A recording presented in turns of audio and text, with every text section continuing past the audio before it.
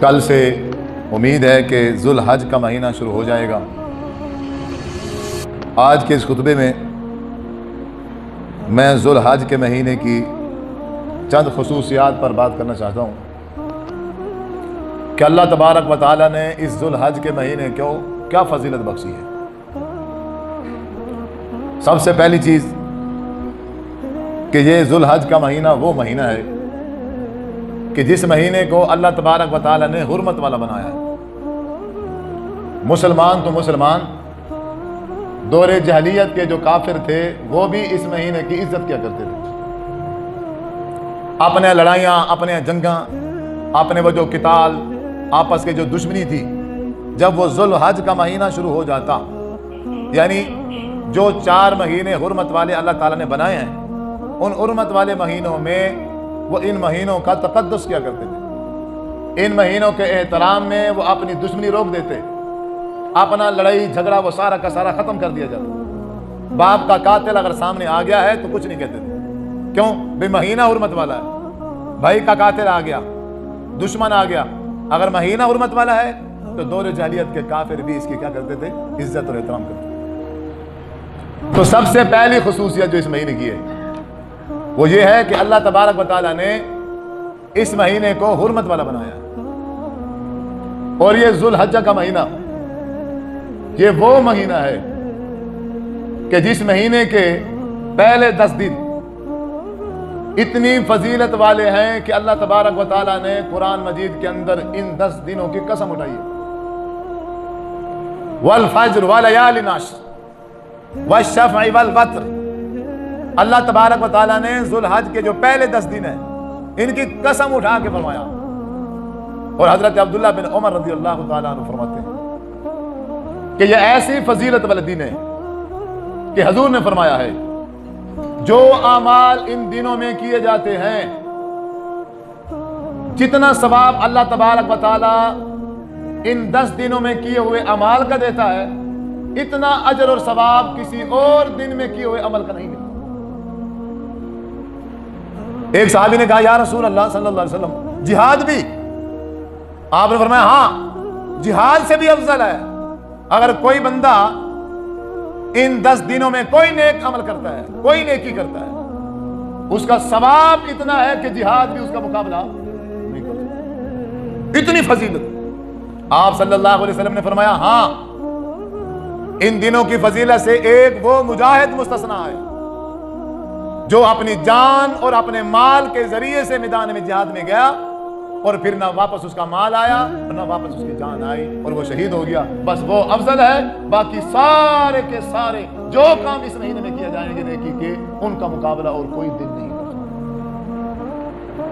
اتنی فضیلت والے دن ہے، اور ہمارا حال یہ ہے کہ ہم ان فضیلت والے دنوں کو ایسے ضائع کر دیتے ہیں۔ ہمیں چاہیے کہ ہم ان 10 دنوں میں کثرت کے ساتھ عبادت کریں، ہمیں چاہیے کہ ہم ان 10 دنوں میں نفلی روزے رکھیں، ہمیں چاہیے کہ ان 10 دنوں میں نوافل پڑھیں، صدقہ خیرات کثرت کے ساتھ کریں۔ یہ وہ فضیلت والے دن ہیں۔ یہ ذوالحج کا مہینہ یہ وہ مہینہ ہے جس مہینے کو یہ خصوصیت حاصل ہے کہ اللہ تبارک و تعالیٰ نے اسی مہینے کے اندر دین کو مکمل فرمایا تھا۔ اللہ تبارک و تعالیٰ نے قرآن مجید میں ارشاد فرمایا اليوم اکملت لکم دینکم واتممت علیکم نعمتی وردیت لکم الاسلام دینا۔ اللہ تبارک و تعالیٰ نے فرمایا تھا اے محبوب، آج ہم نے آپ کے اوپر دین اسلام مکمل کر دیا ہے۔ قیامت تک کے لیے جو ہم نے شریعت پسند کی تھی، جو ہم نے دین امت محمدیہ صلی اللہ علیہ وسلم کے لیے پسند کیا تھا، وہ آج ہم نے کیا کر دیا ہے؟ مکمل کر دیا ہے۔ یہ دین جس مہینے میں مکمل ہوا ہے اس مہینے کا نام ہے ذوالحج۔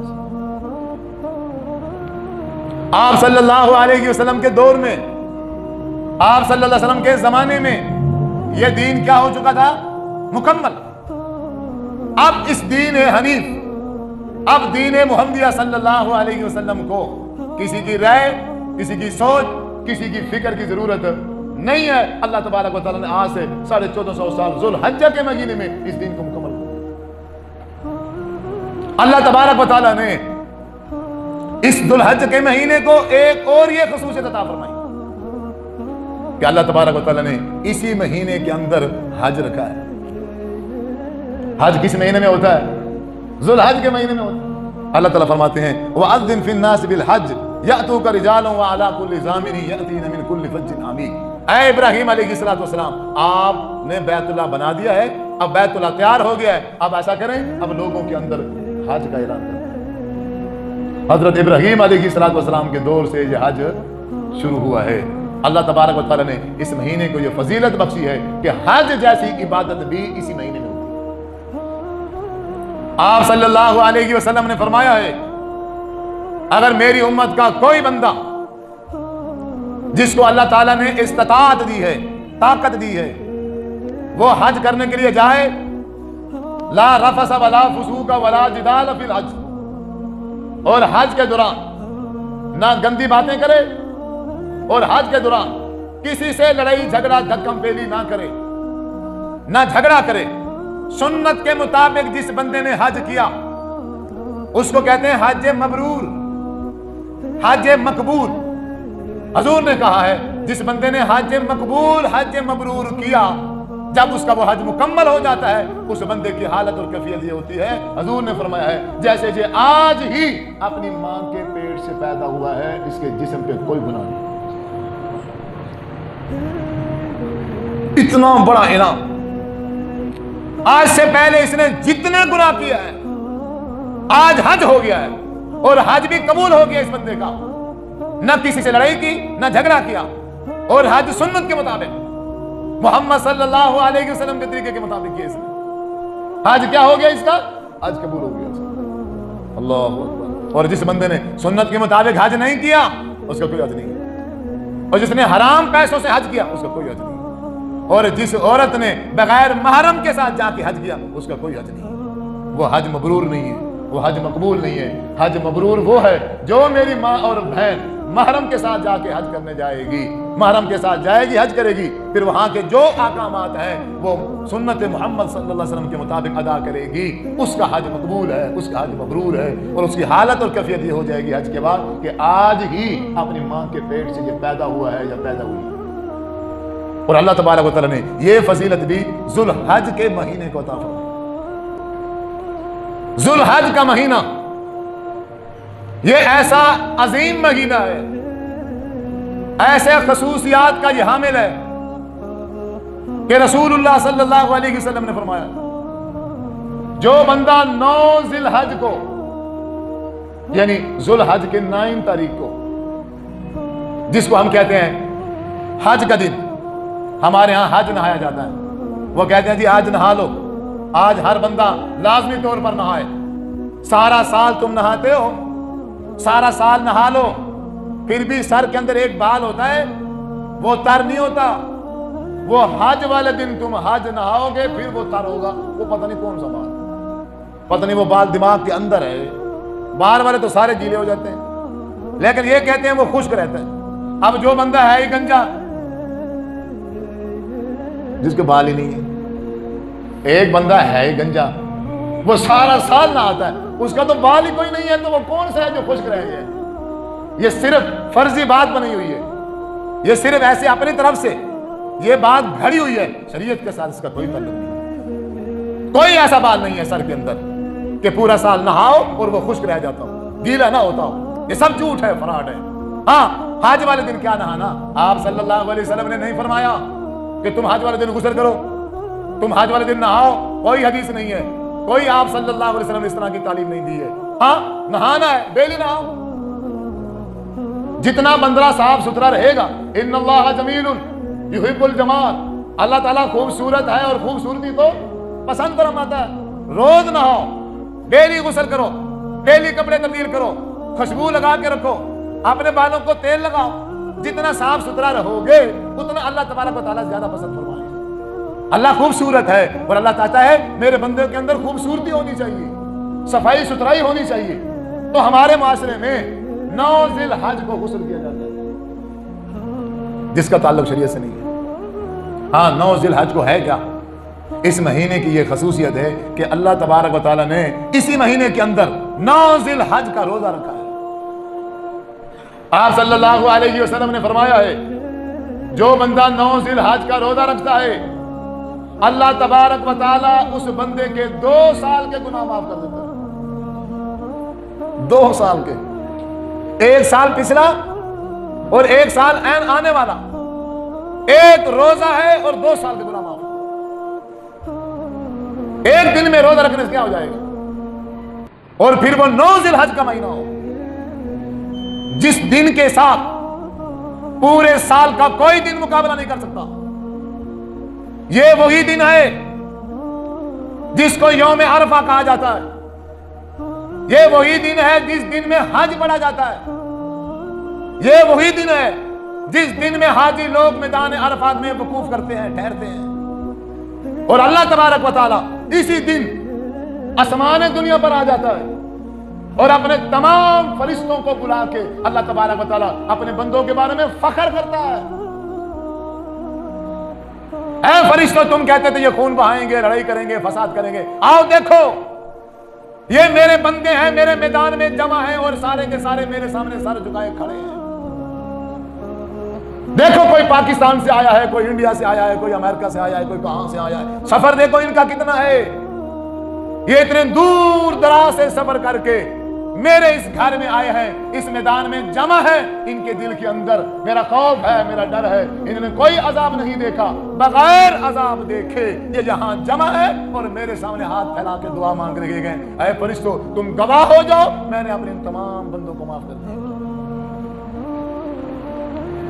اللہ تعالیٰ جتنا اس 9 ذی الحج کو یوم عرفہ والے دن لوگوں کو جہنم سے آزاد کرتا ہے، اتنا کسی اور دن نہیں کرتا. سب کو میدان عرفات میں جو آئے کھڑے ہیں، جو حلال کے پیسے لگا کے آئے ہیں حج کرنے کے لیے، جن کا عقیدہ درست ہے، مشرک نہیں ہے، جنہوں نے حضور صلی اللہ علیہ وسلم کی سنت کے مطابق حج کیا، جو یہاں جمع ہے، اب رو رہے ہیں، گڑ گڑا رہے ہیں، اللہ سے معافی مانگ رہے ہیں. اب اللہ تعالیٰ آسمان پر گواہ بنا کے فرشتوں کو کہہ رہا ہے میں نے انہیں معاف کر دیا ہے. اور یہ دن کون سا ہے؟ 9 ذی الحج کا. اللہ تبارک و تعالیٰ نے ذو الحج کے مہینے کو ایک خصوصیت یہ بھی عطا فرمائی ہے کہ اسی دن اللہ تبارک و تعالیٰ نے اسی مہینے میں 10 ذو الحج کو نماز عید رکھی ہے. 10 ذو الحج کو مسلمان کیا پڑھتے ہیں؟ عید پڑھتے ہیں. اللہ تبارک و تعالیٰ نے ذو الحج کے مہینے کو یہ خصوصیت عطا فرمائی ہے کہ اسی مہینے میں، اسی مہینے کی 10 تاریخ کو اللہ تبارک و تعالیٰ نے قربانی رکھی ہے اور مسلمان جانور قربان کرتے ہیں. 1 منٹ بھائی، ہلو بھائی جان ادھر لے آؤ.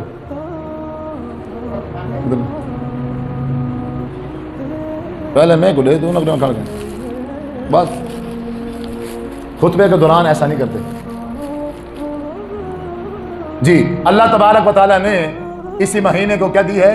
یہ ایک خصوصیت یہ بھی عطا فرمائی ہے، اسی مہینے میں اللہ تبارک و تعالیٰ نے قربانی رکھی. مسلمان 10 ذی الحج کو کیا کرتے ہیں؟ قربانی. اور یہ قربانی کس نے دی تھی؟ حضرت ابراہیم علیہ السلام نے جانور ذبح کیا تھا؟ نہیں، اپنے بیٹے کی قربانی دی تھی.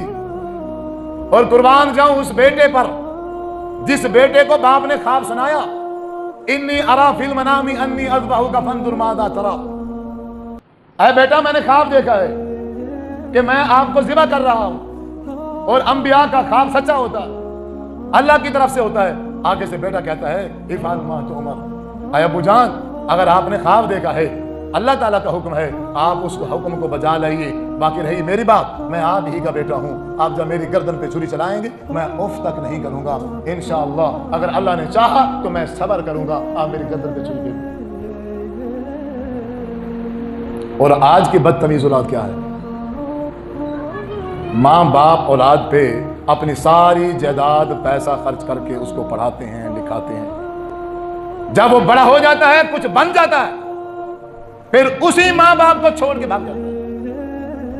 پھر اکیلا ہو جاتا ہے بیوی کو لے کے. وہ جی میری نوکری لاہور لگ گئی ہے، میری نوکری فیصل آباد لگ گئی ہے، میری نوکری فلان لگ گئی ہے. اب ابا جی، اما جان، میں تو وہاں جاؤں گا، آپ وہاں اکیلی کیا کرو گی؟ یہاں آپ کے سارے رشتے دار ہیں، آپ وہاں کا آپ کا دل نہیں لگے گا. بھئی تجھے ایڈوانس پتہ چل گیا ہے تیری بیوی کے رشتے دار یہاں نہیں ہے، تیری بیوی کا خاندان یہاں نہیں رہتا. اس کا دل لگ جائے گا، اس کا نہیں لگے گا؟ فراڈی انسان ماں سے دل چراتا ہے، باپ سے دل چراتا ہے، جس نے تجھے اس مقام پہ پہنچایا۔ یہ قربانی کا فلسفہ یہ ہمیں یہ سکھاتا ہے نوجوان نسل کو، اپنے ماں باپ کے فرما بردار ایسے بنو جیسے حضرت اسماعیل علیہ السلام۔ ماں باپ کے فرما بردار ایسے بنو جیسے حضرت ابراہیم علیہ السلام نے، چاہے باپ مشرک آئے لیکن پیار اور محبت سے اپنے باپ کو تبلیغ کی۔ جب باپ نے کہا اے بیٹا اگر ہمارے بتوں سے تم باز نہ آئے تو میں کیا کروں گا؟ پتھر مار مار کے تمہیں قتل کروں اور میرے گھر سے اپنی بیوی کو لے کے نکل جاؤ، اب میرے گھر تم نہیں رہ سکتے۔ جواب میں بیٹے نے کہا، کیا کہا؟ بیٹے نے یہی کہا اے ابا جان آپ کا حکم ہے، میں اپنی بیوی کو لے کے آپ کا گھر چھوڑ کے جا رہا ہوں، لیکن میں جاتے ہوئے آپ ابا جان کے لیے اللہ تعالیٰ سے ضرور بخشش کی دعا کروں گا، ہدایت کی دعا کروں گا کہ اے اللہ میرا ابا جی نادان ہے، اب یہ نہیں جانتا، اللہ تو میرے ابا جی کو معاف کر دے اور ہدایت پر لے آ۔ اور باپ کہے میں تجھے قتل کر دوں گا، اور آگے سے بیٹا کہے اے اللہ جی میرے ابا جی کو معاف کر دے۔ باپ کہے یہاں سے بستر اٹھاؤ، بیوی کے لو، چلو یہاں سے بھاگ جاؤ، اور آگے سے بیٹا کہے اے اللہ میرے باپ پہ رحمت فرما، اے ابا میرے باپ، اے اللہ میرے باپ کی حفاظت فرما، اے اللہ میں جا رہا ہوں، اب میرا باپ تیرے حوالے ہے، میری ماں تیرے حوالے ہے۔ اللہ اکبر اللہ، ایسی اولاد کہاں ہے؟ آج تو اولاد ایسی ہے جو جب زیادہ پڑھ لکھ جاتا ہے وہ پھر اپنے ماں باپ کو پاگل سمجھتے ہیں، زیادہ پڑھ لکھ جاتے ہیں پھر ان کے سامنے جو ماں باپ ہیں وہ کہتے ہیں نعوذ باللہ یہ جاہل ہے، وہ باپ جاہل ہے، ماں جاہل ہے، تو پڑھ لکھ ہے۔ یہ قربانی سکھاتی ہے کہ ماں باپ کا کیا کرنا ہے۔ حضرت اسماعیل علیہ السلام نے وہ قربانی دی، اللہ تبارک و تعالیٰ نے اس قربانی کو قیامت تک کے لیے قربانی بنا دی۔ 10 ذو الحج کو تمام مسلمان اس سنت ابراہیمی کو ادا کرتے ہیں، اور اس سنت ابراہیمی کو ادا کرنے کی چند شرائط ہیں۔ آپ صلی اللہ علیہ وسلم نے فرمایا ہے جو 10 ذی الحج کو عید والے دن جانور قربانی کے لیے خریدا جائے گا اس کی چند شرائط ہیں۔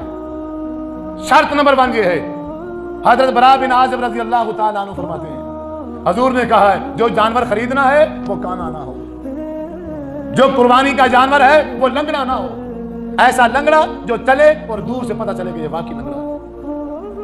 آپ نے صاحب فرمایا وہ جانور ایسا بیمار نہ ہو جس کی بیماری بالکل واضح ہے، وہ جانور اتنا کمزور نہ ہو جس کی ہڈیوں کی جو نخ ہے وہ نظر آ رہی ہے، انتہائی لاغر جانور، اس کی بھی قربانی نہیں۔ حضرت علی رضی اللہ تعالیٰ عنہ ارشاد فرماتے ہیں آپ صلی اللہ علیہ وسلم نے فرمایا ہے جو جانور قربانی کے لیے خریدنا ہے اس کو اچھی طرح سے چیک کرنا ہے، اس کا کان کٹا ہوا بھی نہ ہو اور اس کا سینگ ٹوٹا ہوا بھی نہ ہو۔ پھر سعید بن مسیب رحمۃ اللہ علیہ فرماتے ہیں کہ یہ کان کٹا اور سینگ کٹا کتنا ہو؟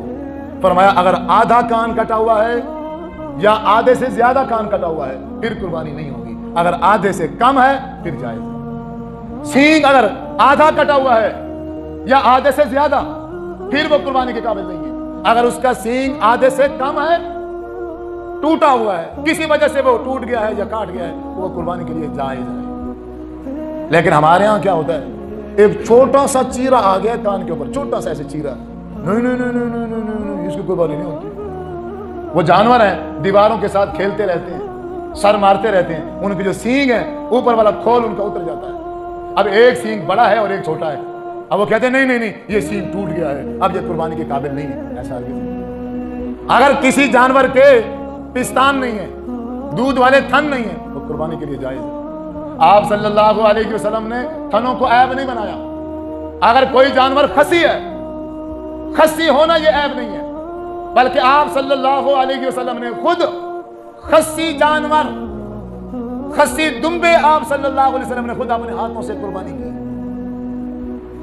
اور جو خسی کو عیب گنتے ہیں ان کا سنت محمدیہ صلی اللہ علیہ وسلم سے کوئی تعلق نہیں، وہ اپنی طرف سے یہ مسئلہ گھڑتے ہیں، شریعت میں ایسا کوئی مسئلہ نہیں ہے۔ اور آخری شرط آپ صلی اللہ علیہ وسلم نے فرمایا ہے جو جانور قربانی والے دن ذبح کیا جائے گا، صحیح مسلم شریف کی حدیث ہے، لا تذبحوا الا مسنۃ، قربانی کے لیے جو جانور ذبح کیا جائے گا وہ دوندا ہو۔ اگر جانور دوندا نہیں ہے اس جانور کی کوئی قربانی نہیں ہے۔ میرے نبی حضرت محمد صلی اللہ علیہ وسلم نے شرط لگائی ہے، کوئی دنیا کا مولوی، کوئی دنیا کا عالم، کوئی دنیا کا جس مرضی فرقے سے تعلق رکھنے والا ہو، وہ اس شرط کو ختم نہیں کر سکتا۔ اگر میرے نبی نے شرط لگائی ہے، خود میرے نبی ختم کر سکتے ہیں اور کسی کو اجازت نہیں ہے۔ اللہ تعالیٰ ان مسلمانوں کو ہدایت دے جنہوں نے یہ فتویٰ جاری کر رکھا ہے کہ اگر بکرا 1 سال کا ہے تو جائز ہے دوندا ہو یا نہ ہو، اگر بچڑا گائے کا بچہ اگر 2 سال کا ہے تو کہتے ہیں جائز ہے دوندا ہو یا نہ ہو۔ کیوں؟ 1 سال کا بکرا دوندا ہو جاتا ہے، 2 سال کا بچڑا دوندا ہو جاتا ہے، لیکن یہاں ہمارے نبی نے دوندے کی شرط لگائی ہے اور منع فرما دیا سختی سے۔ امر نہیں کا صیغہ ہے، لا تذبحوا الا مسنۃ، دوندا ہو تو ذبح کرنا، اگر دوندا نہ ہو تو ذبح نہ کرنا۔ ہاں ایک صورت یہ ہے، الا ان یعصر علیکم، اگر تمہارے لیے دوندا مشکل ہو جائے ملنا، مارکیٹ میں شارٹ ہو جائے، علاقے میں دوندا ملتا ہی نہیں ہے، کچھ ہے ہی نہیں، پھر مجبوری ہو گئی ہے، پھر بھی بکرا ذبح نہیں کر سکتا، پھر بھی گائے ذبح نہیں کر سکتا، پھر بھی اونٹ ذبح نہیں کر سکتا، پھر آپ صلی اللہ علیہ وسلم نے فرمایا بھیڑ کا 6 مہینے کا دمبا ذبح کر لو، پھر یہ بغیر دوندے جانور ذبح نہیں کرتا، بغیر دوندا جانور کی پھر بھی آپ نے اجازت ہے، بھیڑ کا دمبا کر لو وہ 6 مہینے کا ہو لیکن صحت مند ہو، وہ کر لو اگر مشکل ہوگی دوندا نہیں مل رہا تو۔ اگر بکرا کرنا ہے وہ دوندا کرو گے، بچڑا کرنا ہے دوندا کرو گے، اونٹ کرنا ہے تو دوندا کرو گے۔ لیکن میں حیران ہوں آج کل کے مسلمانوں پر، انہیں حضور کی یہ شرط دوندے والی سمجھ نہیں آئی۔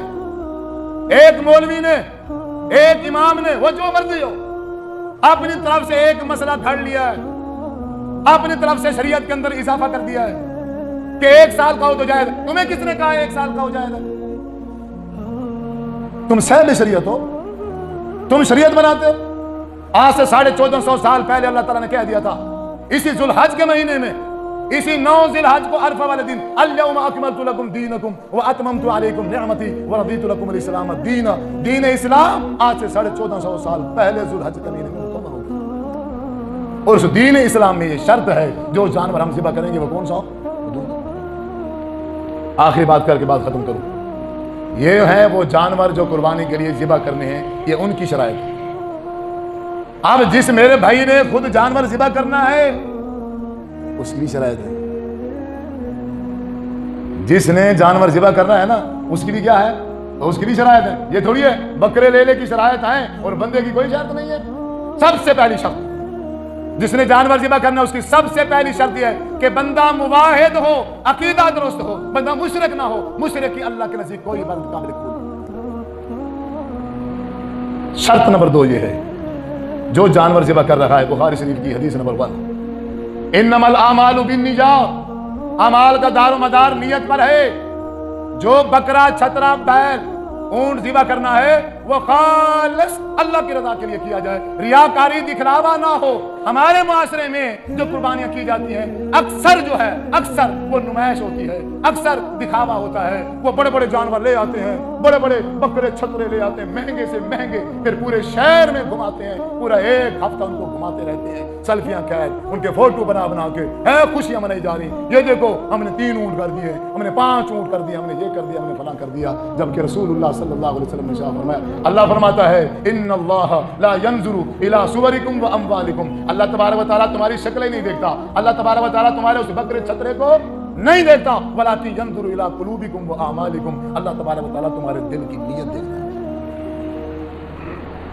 شرط نمبر 3، جس نے جانور ذبح کرنا ہے وہ جانور جو اس نے خریدا ہے وہ جانور حلال کے پیسوں کا ہو، حرام کے پیسوں کا نہ ہو۔ اگر حرام کے پیسوں کا ہے تو اللہ تبارک و تعالیٰ ایسی عبادت قبول نہیں کرتا۔ شرط نمبر 4، سورۃ الکوثر، انا آتیناک الکوثر فصل لربک وانحر، فصل لربک، اپنے رب کی نماز پڑھ، وانحر پھر قربانی کر، پہلے نماز ہے پھر قربانی ہے۔ اور سورۃ الانعام اللہ تعالیٰ فرماتے ہیں قل ان صلاتی و نسکی، قل ان صلاتی پہلے کیا ہے؟ میری نماز، و نسکی پھر میری قربانی. اور جو بندہ 5 وقت کا نمازی نہیں ہے وہ تو اسلام میں نہیں ہے، اس کا تو اسلام سے کوئی تعلق نہیں ہے، وہ دین اسلام سے خارج ہے. ایک نماز اگر کسی نے جان بوجھ کر چھوڑی ہے. اور یہاں اللہ تبارک و تعالیٰ نے قربانی کا حکم ضرور دیا ہے، لیکن قربانی کرنے سے پہلے فصلی لربک کہا ہے، فصلی لربک، اپنے رب کی نماز پڑھ پھر قربانی. یہ بے نماز اپنے جانور پر چھری کیسے پھیرے گا؟ یہ مشرک جب اپنے جانور پہ چھری پھیرے گا کیسے پھیرے گا اور کس منہ سے کہے گا انی وجہت وجہی للذی فطر السماوات والارض علی ملت ابراہیم حنیفا وما انا من المشرکین. یہ مشرک کیسے کہے گا کہ میں مشرک نہیں ہوں؟ یہ قربانی کا جانور ذبح کرنے سے پہلے یہ کہنا ہے، یہ دہرانا ہے کہ میں مشرک نہیں ہوں، اور آگے یہ کہنا ہے ان صلاتی و نسکی، میں نمازی ہوں، میں نمازی ہوں، میں مشرک نہیں ہوں. و نسکی، میں قربانی کر رہا ہوں. و محیایا و مماتی للہ رب العالمین، میری زندگی، میرا مرنا، میرا جینا سب اللہ تبارک و تعالیٰ کے لیے. ریاکار جانور پہ چھری نہیں پھیر سکتا. کیوں؟ اس آیت میں کہا جا رہا ہے وہ محیایا و مماتی للہ، میرا مرنا، میرا جینا کس کے لیے ہے؟ اللہ کے لیے. بے نمازی اس کے اندر عیب ہے، پہلے وہ اپنا عیب دور کرے. سود کا کاروبار کرنے والے کے اندر عیب ہے. جس طرح جانور میں کوئی عیب نہ ہو وہ قربانی کو نہیں لگتا، اسی طرح جانور کو ذبح کرنے والا اس کے اندر بھی عیوب کو دیکھا جائے گا، اس کے اندر کون کون سے عیب ہیں. عزیز بزرگوں، نوجوان ساتھیوں، ہم صرف قربانی رسم کے طور پہ کرتے ہیں، اس کو دین ابراہیمی سمجھ کر. اللہ اکبر، ہم دین ابراہیمی آپ صلی اللہ علیہ وسلم کی سنت سمجھ کے نہیں کرتے، ریاکاری کے لیے، دکھلاوے کے لیے. اور باقی پاکستان کے مولویوں کو تو آپ نہ پوچھیں، اللہ تعالیٰ انہیں ہدایت دے، اللہ تعالیٰ انہیں صراط مستقیم پر لے آئے. قربانی کرنے کے لیے ایک شرط یہ بھی ہے کہ اس کے اندر قربانی کرنے کی استطاعت ہو. لا یکلف اللہ نفسا الا وسعها، اللہ تبارک و تعالیٰ کسی انسان کو اس کی طاقت سے بڑھ کے تکلیف نہیں دیتا. طاقت ہے تو کرے، اگر طاقت نہیں ہے لوگوں کی باتوں کے ڈر کی وجہ سے مت کرے. اگر لوگوں کو خوش کرنے کے لیے کرے گا، لوگوں کو راضی کرنے کے لیے کرے گا، پھر تو وہ پیسہ ضائع کرے گا، اللہ کو بھی ناراض کرے گا، رسول کو بھی ناراض کرے گا، اور سارا کا سارا پیسہ بھی ضائع ہو جائے گا. لیکن یہ رشتہ دار، یہ دوست احباب، یہ ہمسائے، یہ پھر بھی راضی نہیں ہو. استطاعت ہے پھر قربانی کرے. لیکن کچھ مولوی ایسے ہیں وہ کہتے ہیں اگر کسی میرے بھائی کے بعد استطاعت نہیں ہے، اب اس نے کیا کیا ہے؟ اب اس نے پورا سال 1,000 جمع کر کے ایک بکرا خریدا ہے قربانی کا. اب وہ عید سے 1 دن یا 2 دن یا 3 دن قبل ایسا ہوا کہ وہ قربانی والا بکرا چوری ہو گیا. اب بھائی، اب یہ مولوی کہتے ہیں، یہ فرقے والے، دین میں نہیں ہے، اسلام میں نہیں ہے. اب یہ کہتے ہیں کہ اس کے بعد استطاعت نہیں تھی قربانی کرنے کی، اس کے بعد طاقت نہیں تھی قربانی کرنے کی. اب اس نے کیوں کی؟ اگر اب اس نے کی ہے، وہ چوری ہو گئی ہے، تو اب اس کے اوپر فرض ہو گیا ہے، یہ مرے یا جیے، اس کے پاس کچھ بچے نہ بچے، اب اس کے اوپر فرض ہے ہر صورت میں وہ قربانی کا جانور کرے. لیکن اگر اس کے مقابلے میں دوسرا بندہ ہے جو صاحب استطاعت ہے، جو دوسری قربانی آسانی سے کر سکتا ہے، اس کی اگر چوری ہو گئی ہے تو وہ نہ کرے، اس کی ہو گئی، وہ نہ کرے، اس کی ہو گئی. یہ حال ہے. اس کا مطلب ہے اس غریب کو سزا دی جا رہی ہے کہ تیری ایسی کی تیسی، تو نے نیکی کا ارادہ کیا تو کیسے کیا، خبردار آئندہ تمہارے دل میں قربانی کا خیال ہی نہ آئے. لا حول ولا قوت الا باللہ. یہ مولوی پروفیسروں کا حال ہے. یہ اپنے استاد کی بات سنا رہا ہوں میں، اسلامی یونیورسٹی بھاگلپور کی. اسی بات پہ میرے ساتھ الجھ پڑے، میرے استاد، لڑائی ہو گئی، ناراض ہو کے کتاب انہوں نے ماری ایسے ٹیبل پہ، چلے گئے. بعد میں نے معافی مانگی، میں نے راضی کیا ان کو، ناراض ہو گئے اسی بات پہ. جب میں نے آگے سے انگلی کھڑی کی، میں نے کہا استاد محترم یہ بات سمجھ نہیں آ رہی، جو صاحب استطاعت ہے، دولت مند ہے، آسانی کے ساتھ کر سکتا ہے دوسری قربانی، وہ نہ کرے، اس کی ہو گئی ہے. جس بیچارے غریب نے پورا 1 سال محنت کر کے، کوشش کر کے، پیسے جمع کر کے قربانی کی ہے، اب اس کی نہیں، اس کے اوپر دوسری کرنی فرض ہو گئی ہے، سزا دی جا رہی ہے اس کو کہ اس نے نیکی کا ارادہ کیوں کیا ہے. تو عزیز بزرگوں، نوجوان ساتھیوں، میں آخر میں پھر وہی دہراؤں گا، جو اکثر بار دہراتا ہوں، اگر آپ اپنے آپ کو قرآن سے نہیں جوڑیں گے، اگر آپ اپنے آپ کو محمد صلی اللہ علیہ وسلم کے فرمان سے نہیں جوڑیں گے، یہ مولوی پھر اسی طرح کریں گے، یہ فرقے والے اسی طرح آپ کو کہیں کا نہیں چھوڑیں گے، یہ آپ کا سارا کا سارا دین تبدیل کر دیں گے، یہ آپ کی عزت لوٹ لیں گے اور نام اسلام کا لیں گے، یہ آپ کی ساری دولت لوٹ لیں گے اور نام کس کا لیں گے؟ اسلام کا لیں گے۔ اور اسلام ان کا کون سا ہوگا؟ ان کا گھر بیٹھ کے اپنی طرف سے بنایا ہوا اسلام ہوگا، ورنہ قرآن اور حدیث میں ایسی کوئی صورت نہیں ہے کہ جس کے ذریعے سے مسلمانوں کی عزت لوٹی جائے، جس کے ذریعے سے مسلمانوں کا مال لوٹا جائے۔ جب ہم اسلام اٹھا کے پڑھتے ہیں تو اسلام ہمیں یہی درس دیتا ہے کہ اے مسلمانوں، مسلمان کی عزت تمہارے اوپر اسی طرح حرام ہے جس طرح حرمت والا مہینہ، جس طرح بیت اللہ کی حرمت ہے۔ آپ صلی اللہ علیہ وسلم نے فرمایا ایک مسلمان کا دوسرے مسلمان پر مال حرام ہے، کوئی بندہ اس کے مال کو نہیں کھا سکتا، کوئی بندہ اس کی عزت خراب نہیں کر سکتا، اسلام حرام کرتا ہے۔ لیکن یہ مولوی، یہ فرقے والے کیا کرتے ہیں؟ اپنی طرف سے تلوی واٹوے مسائل بنا بنا کے لوگوں کی عزت لوٹتے ہیں، لوگوں کا پیسہ لوٹتے ہیں۔ اور آپ بھائیوں سے یہی گزارش ہے کہ اللہ تبارک و تعالیٰ نے اس ذوالحج کے مہینے میں بہت ساری خصوصیات رکھی ہیں، صرف کام کرنے والا یہی ہے کہ ہم جتنا ہم سے ہو سکتا ہے ہم زیادہ سے زیادہ ان مہینے میں اعمال کریں، زیادہ سے زیادہ ہم اس مہینے میں اللہ تبارک و تعالیٰ کا ذکر کریں۔ اللہ اکبر، اللہ اکبر، لا الہ الا اللہ، واللہ اکبر، اللہ اکبر، وللہ الحمد، اللہ اکبر کبیرہ والحمدللہ کثیرہ وسبحان اللہ بکرۃ واصیلہ۔ جیسے ہی 9 ذی الحج کا دن شروع ہو جائے، یوم عرفہ والے دن، اسی دن آپ یہ ذکر شروع کر دیں، کرتے جائیں، ہر نماز کے بعد بلند آواز سے کریں۔ اور اسی طرح 13 ذی الحج کی عصر کی نماز تک، عصر کی نماز کے بعد بھی آپ نے یہ تسبیحات پڑھتی رہنی ہے، چلتے پھرتے بھی پڑھنا ہے، ہر نماز کے بعد بھی بلند آواز سے پڑھنا ہے۔ اللہ تبارک و تعالیٰ سے دعا ہے اللہ رب العزت عمل کرنے کی توفیق عطا فرمائے۔ وآخر دعوانا ان الحمدللہ رب العالمین، آمین۔